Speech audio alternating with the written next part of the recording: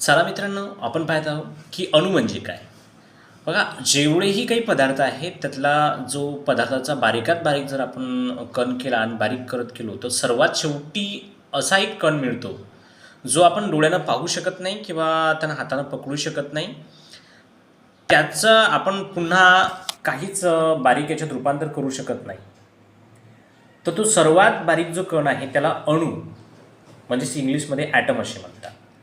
आता तो सर्वात लहान घटक असतो आणि त्याच्यात एक रासायनिक गुणधर्म असतात.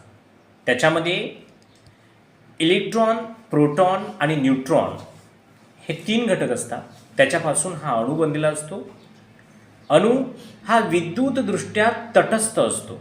त्याच्यामधील इलेक्ट्रॉनवर ऋण चार्ज म्हणजे मायनस चार्ज असतो आणि प्रोटॉनवर हा धन चार्ज असतो. अणू हा अविभाज्य म्हणजे त्याचा विभाजन करता येत नाही, आणखीन बारीक भागात रूपांतर त्याचं करता येत नाही. तो जाळा, तो कापा, तो बारीक करा, तो बारीक होत नाही. पदार्थाचे स्वरूप स्पष्ट करणारा पहिला अचूक सिद्धांत हा डॉल्टन या शास्त्रज्ञांनी मांडलेला आहे.